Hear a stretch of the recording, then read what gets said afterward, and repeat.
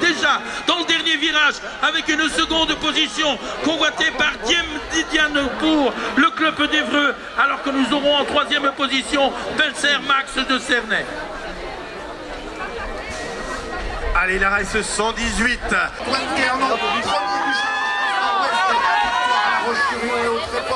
C'est lui qui a pris immédiatement la tête, alors qu'on s'organise derrière, bien sûr. À la deuxième place, on va surveiller qui occupe. Et là, nous attendons, et je crois qu'il se tout va bien se passer.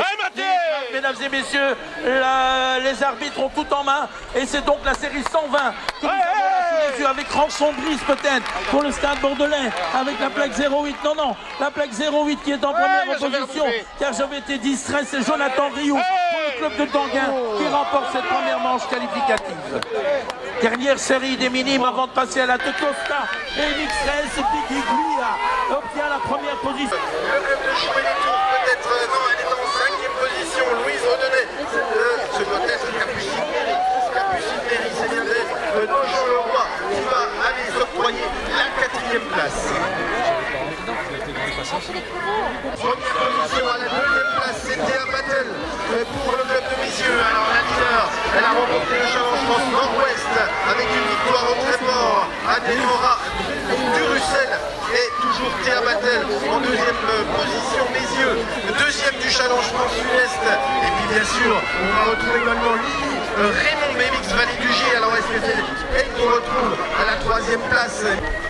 Numéro 8, voilà, les filles de 8 ans et moins, nous aurons droit à des demi-finales tout à l'heure. Et nous avons sur la piste Lisa Gaborio, Poisson Louise, Camille Boujard, Yatar Talissa, Kyria Lissa Lo, Soudlaine de Tampon, Yenri Lyonnaise avec la plaque 41 sur la piste, et Émilie P pour le club Bizière, Mathilde Macron, et il y a Marco Nouvel dans cette série. Pour l'instant, la candidate qui... Et les garçons de 8 ans et moins maintenant, avec le pilote. Alors apparemment, est-ce que j'ai la bonne race? Oui, c'est bien la bonne race, il a changé de maillot. C'est bien Nathan Oliveira, le pilote de Cernay qui occupe la première place. Il a remporté le Challenge France Nord-Est. Victoire. Attention à Ethan Chavdia, le pilote d'Évreux, qui semble très bien parti. Il va s'octroyer la première place à l'issue de la première ligne droite. Le pilote qui a remporté le Challenge France Nord-Ouest. Victoire à La Roche-sur-Yon. Kémer, le Tréport, invaincu lui aussi. Et à la deuxième place, Pernod-les-Fontaines, Clovis Gouin est là. Et puis également le Land MX avec Tom Delers. Tom Delers peut-être à la troisième place. Alors qu'une chute à nouveau. Voilà, le destin on est jeté déjà dans cette deuxième manche pour la race numéro 12. Je vous le rappelle, les garçons de 8 ans et moins sur la piste de Golbet, dans l'arène de BMX Vosgienne, avec le numéro 43, c'est fort titulant Saint-Jean d'Angely qui tente de se dégager. La chose n'est pas à gagner. Il y a Thibaut Maroc de Stade Montois, Saint-Paul-Trois-Châteaux, avec Louis Palais, il y a Potro Evan de Cognac, Vélo Club Melgori de Quentin Guigou, il y a Bert Damien de Carquefou et Noah Grondin du CES de Bicross.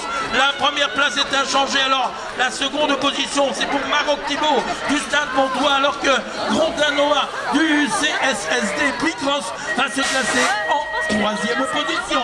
Mayenner Nathan, le Montmélianais, avec la plaque 70, va tenter du club Sucy 94. Série 16 maintenant pour cette deuxième manche qualificative.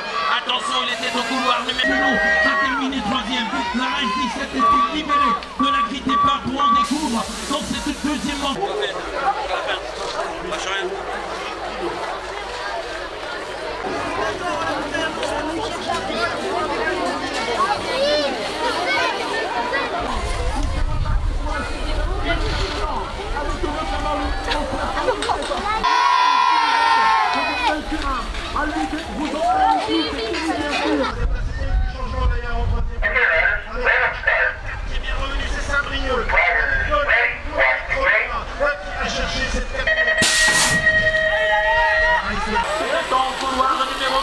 Et qui est superbement bien sorti, la nordiste de la grille de départ. Ensuite, nous aurons en en deuxième position, c'est-à-dire Kontrek Harwell de Strasbourg et Kermel Mawen d'Evreux, de respectivement se classent troisième et quatrième.